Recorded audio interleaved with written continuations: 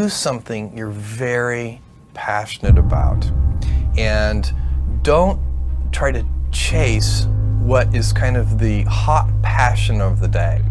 Work hard, like every waking hour. That's the thing I would say. Now is the time to take risk. I have a story about following dreams. Or maybe, more accurately, it's a story about finding a path to make those dreams real. I took the less safe path to follow my passion, and I'm proud of that choice. Seen in that light, it really was a difficult choice, but ultimately, I decided I had to give it a shot. I didn't think I'd regret trying and failing, and I suspected I would always be haunted by a decision to not try at all. I believe in all of my best decisions in business and in life have been made with heart, intuition, guts, not analysis. When you can make a decision with analysis, you should do so, but it turns out in life that your most important decisions are always made with instinct, intuition, taste, heart. I cannot invent and pioneer if you cannot accept failure. To invent, you need to experiment. And if you know in advance that it's going to work, it is not an experiment. And so that's a very important thing. They are inseparable twins, failure and invention. And so, it's always embarrassing to fail, but you have to say, no, that's not how this works. You need to work, depending upon how well you want to do, and particularly if you're starting a company, you need to work super hard. So what does super hard mean? Well, when my brother and I were starting our first company, instead of getting an apartment, we just rented a small office and we slept on the couch. And we showered at the YMCA, and we're so hot up we had just one computer. So the website was up during the day, and I was coding at night, 7 days a week, all the time. And if you do simple math, you say okay, if somebody else is working 50 hours and you're working 100, you'll get twice as much done in the course of a year as the other company. The final thing I would encourage you to do is don't just follow the trend. Now is the time to take risk. You don't have, you don't have kids. As you get older, your obligations increase. So and once you have a family, you start taking risk not just for yourself but for your family as well. It gets much harder to do things that might not work out. So now is the time to do that before you have those obligations. So I would encourage you to take risks now. Do something bold. You won't regret it. I learned to program in college. I didn't love programming, but it was fun and I was good at it. At this point in my life, I thought I was making real progress on my journey of self-discovery. I had found a cause. I was pretty happy with my life. My wife was not. What she saw was a college dropout who spent too much time in the mountains doing foolish things. She wanted me to work full-time as a computer programmer or go back to college and finish my degree. We compromised. Sort of. I took several classes, but the only one I can remember was a sailing class taught at Berkeley Marina. Once again, I fell in love and began a lifelong affair with the limitless, omnipotent Pacific Ocean. When my class was over, I wanted to buy a sailboat. My wife said this was the single stupidest idea she had ever heard in her entire life. She accused me of being irresponsible, and she told me I lacked ambition. She kicked me out, and then she divorced me. This was a pivotal moment in my life. My family was still mad at me for not going to medical school, and now my wife was divorcing me because I lacked ambition. It looked like a reoccurrence of the same old problem. Once again, I was unable to live up to the expectations of others. But this time, I was not disappointed in myself. for failing to be the person they thought I should be. I had discovered things that I loved. Their dreams and my dreams were different. I would never confuse the two of them again. To start Amazon 16 years ago. I was working at a financial firm in New York City with a bunch of very smart people, and I had a brilliant boss I much admired. I went to my boss and told him I was going to start a company selling books on the internet. He took me on a long walk in Central Park, listened carefully to me, and finally said, "That sounds like a really good idea, but it would be an even better idea for someone who didn't already have a good job."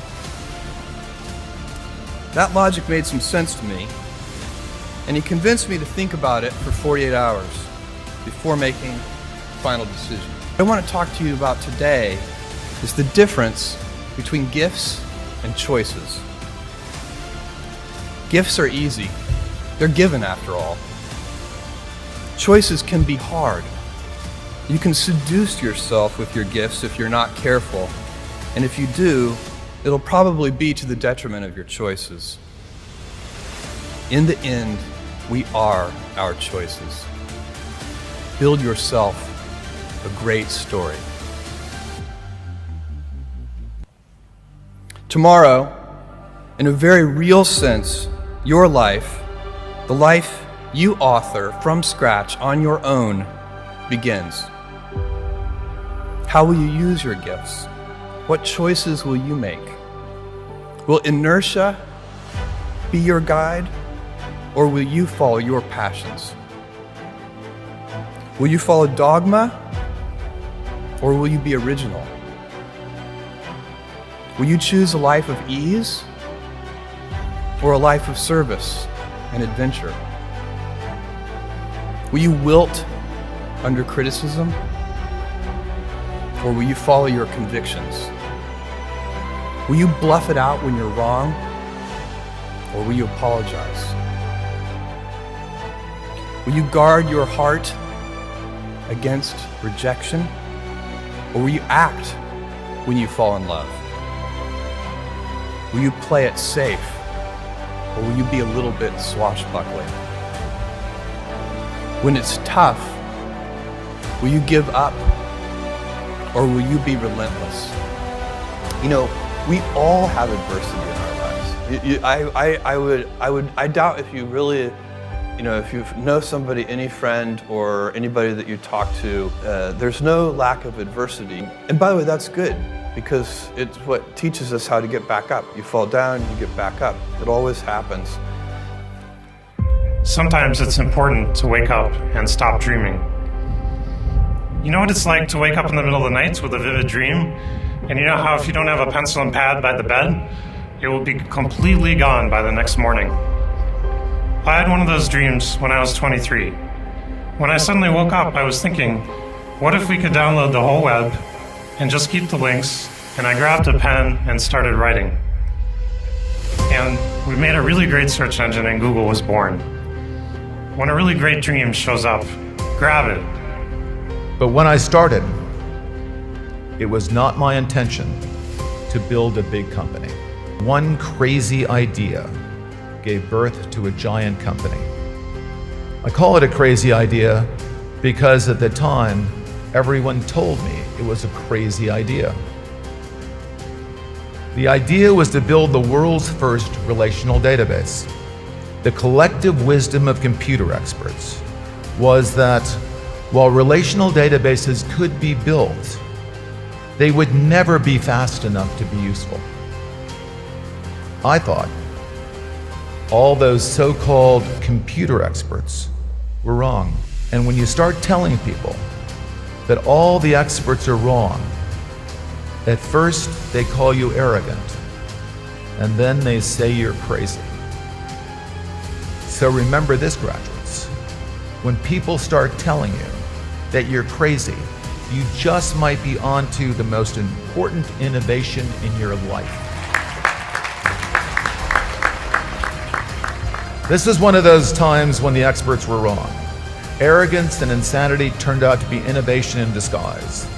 The Oracle database proved to be a defining technology at the dawn of the information age. Technology, and especially the internet, can really help you be lazy. Lazy? What I mean is a group of 3 people can write software that then millions can use and enjoy. Can 3 people answer the phone a million times?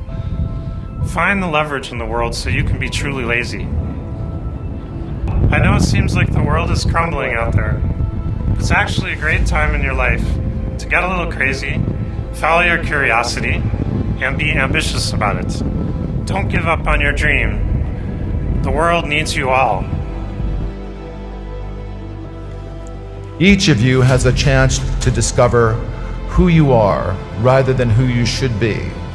A chance to live your dreams, not the dreams of others.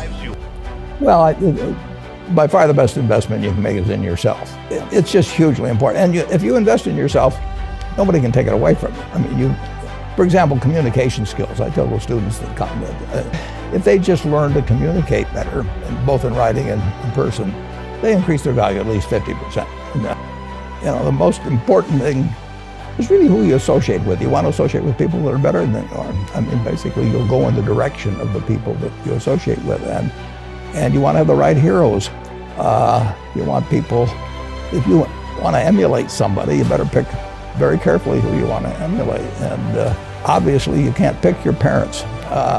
They're going to have an enormous influence on you, but you don't get a choice on that. But you get choices as you go down the line, and who you admire, who you want to copy, and the most important for most people in terms of that decision is their spouse. It's also important in terms of a partner in business, but the partner in life is the most important one. You want to pick a spouse that's better than you are. There are a lot of negative things in the world. There's a lot of terrible things that are happening all over the world, all the time. There are lots of problems that need to get solved. There's lots of things that are miserable and kind of get you down. But life cannot just be about solving one miserable problem after another. That can't be the only thing. There need to be things that inspire you, that make you glad to wake up in the morning and be part of. Soon, many of you will begin a new job.